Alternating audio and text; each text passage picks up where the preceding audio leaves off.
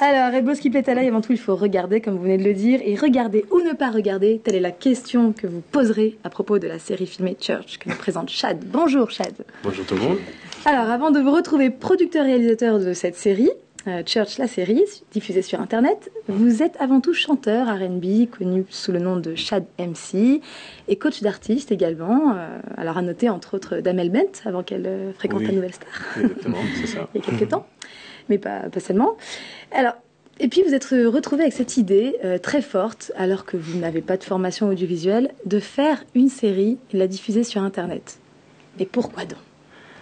Ça part déjà d'un constat de ce qui est sur le terrain, ce qui est en application dans le terme audiovisuel déjà. Et faut dire ce qui est, c'est pas super riche et encore moins au niveau des séries. Quand on voit la tonne de séries, moi je suis un enfant de la télé, donc quand je vois la tonne de séries que les Américains peuvent nous proposer, ils nous en tartinent à tous les styles. Là, il n'y a pas de souci. Là, il y en a pour tout le monde trouve son compte. Et regardez, c'est ça, et chacun, tout le monde a son public, après on aime, on n'aime pas. Hein. Et je me disais que il y avait rien en termes chrétiens, même si effectivement on dit chrétien, mais la vérité c'est tout le monde regarde parce qu'on a des retours pour tout le monde, c'est vraiment pour tous, mais cette fois fait par les chrétiens. Ça veut dire qu'au moins la garantie d'avoir une série saine en soi.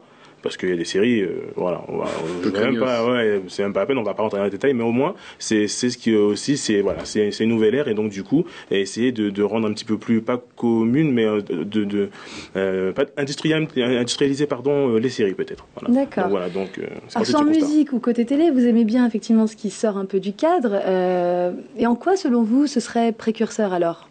Parce qu'il n'y en avait pas déjà, enfin, en tout cas dans tout ce qui est francophone, il n'y en avait pas, dans le milieu chrétien francophone, il n'y avait rien par rapport à ça. Et donc voilà, parce qu'il y en a qui nous ont fait le retour de se dire, enfin une série pour nous, comme ça au moins on peut regarder. Donc voilà, c'est vrai que effectivement, après il y a des séries qui sont tout à fait regardables, hein, qu'on soit chrétien ou pas. Bon, il y a des séries qui sont juste comiques. Je sais pas, je peux en citer plein. Je vais peut-être pas faire la publicité pour ça. On est là pour parler de church.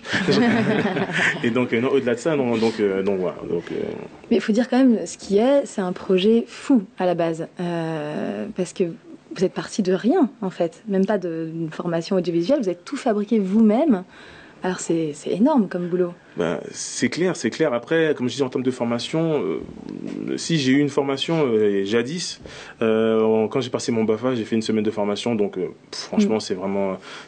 Mais là, j'imagine que concrètement, il y a des défis à relever, de l'écriture, à la post-production, en passant par le tournage. Complètement. Après, c'est vous l'équipe en fait. Hein. L'équipe, c'est exactement. Il est l'équipe. D'accord. Exactement. Voilà, tout le monde. Voilà.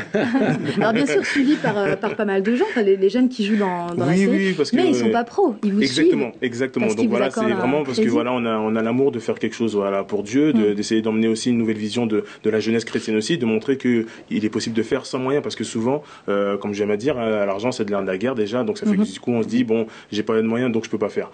C'est pareil, faut se donner les moyens aussi, puis après on peut avancer. C'est aussi ça qu'on a voulu démontrer, et comme j'ai dit, par rapport aux moyens qui ont été en œuvre à la base, on n'avait pas grand chose, et aujourd'hui on a réussi à tenir toute une saison comme ça, et je peux vous dire qu'au début il n'y a pas grand monde qui aurait mis une piécette sur ce projet, quoi. Alors, un épisode, c'est quand même 12 heures de tournage, 20 heures de montage, et je vous propose de regarder ce que ça donne. Alors, pas l'épisode entier, mais un petit extrait. Church, welcome to my church. Church, welcome to my church. Continuez, tiens, Rebecca, souhaite un petit cœur pour nous, s'il te plaît. Et pourquoi Rebecca? Ça te pose un problème? Et oui, ça pose un problème, pourquoi toujours toi? Stop. Oui, là aussi, vous méritez quelques explications, et surtout une présentation. Laissez-moi vous présenter les sœurs Fortin, en l'occurrence Laïa et Rebecca.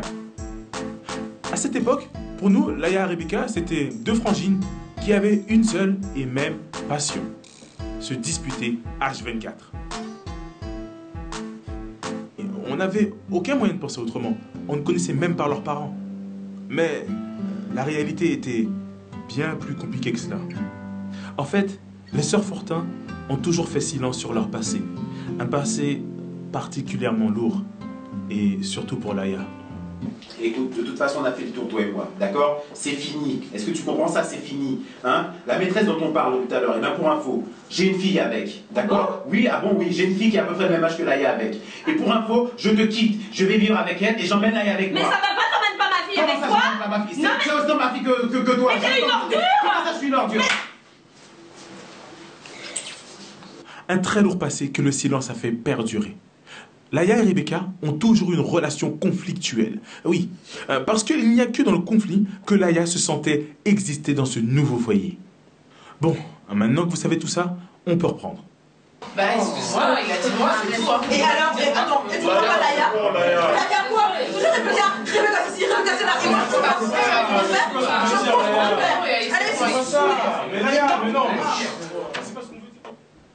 Voilà, un petit extrait. Alors, c'est inspiré de la réalité?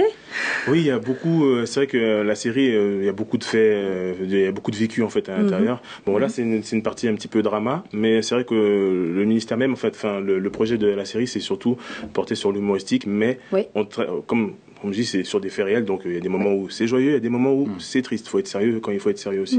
Donc voilà, donc effectivement, c'est une partie voilà, assez drama par D'accord. rapport Alors, le pasteur joue son propre rôle, c'est bien ça? Oui, ça c'est une particularité. Il a joué le jeu quand on lui a présenté, la série. Bon, déjà, il a pas du tout été réfractaire. Il a dit bon bah pourquoi pas, on va voir. Et lorsqu'après moi je lui ai proposé parce que bon j'avais tout un listing de personnes que je voulais pour jouer, enfin tel ou tel personnage. Quand je lui ai dit bon écoute pasteur, tu risquerais de jouer ton propre rôle et mon père dans la série du coup.